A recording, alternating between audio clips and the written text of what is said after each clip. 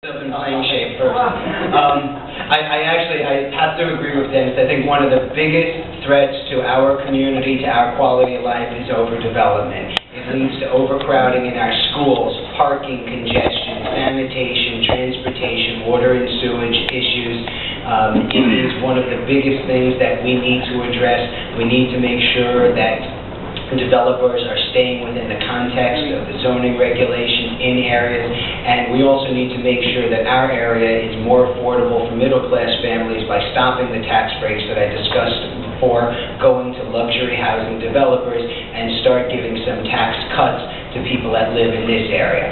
Separate from that, specific to here, I think one of the biggest threats that we face is the issue of storm planning. We seem to have a 100-year storm every 1 to 2 years now. I live in a neighborhood with a lot of trees. And where there are a lot of trees and there are power lines above them, that does not mix. That leads to disaster, that leads to power outages, and in some cases, unfortunately, that leads to deaths.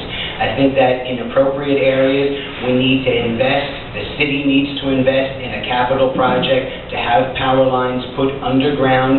We also need to rethink where we have our water and sewer runoffs, tree pruning. That must be done much, much better by Con Ed, and we have to have a real investment in sustainable development. When I say sustainable development, I mean energy retrofits on city buildings, because that's going to be not only better for our neighborhoods, but it's going to make for a more environmentally friendly city, and it's going to save us costs in the long run.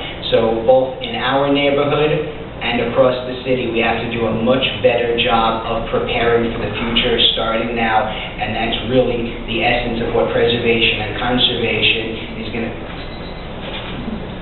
I'll conserve my words for the next answer. Thank you. So I'd like to talk a little bit about overdevelopment. I think that's one of the biggest issues in District 19, and our infrastructure simply cannot support it. I think we all voted into these areas because we wanted a little bit of suburbia with urban conveniences. If elected to the City Council, one of the things I would propose is to end self-certification. Self-certification has to be the only job out there, the only profession where you can tell yourself you did a good job. Think about the pitcher in a baseball game. He throws a pitch. He doesn't get to call whether it's a strike or not. So ending self-certification is going to be a big priority for me, as well as the Board of Standards and Appeals, who every time we go out and we fight the good fight as a civic, as a community, we fight over development, big houses, going outside the scope of work and the limitations.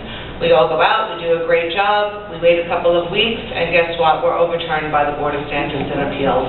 That has to end. It is the only land use decision that is not currently with the City Council, and I believe that the City Council should have the right to approve or deny the recommendation from the BSA. The other issue I agree with is green space, whether it's a little triangle on the corner of your block, major parkland. I will never vote in favor of giving up parkland for development, because it's something that we can never, ever give back. You give it up, it's not coming back, ladies and gentlemen.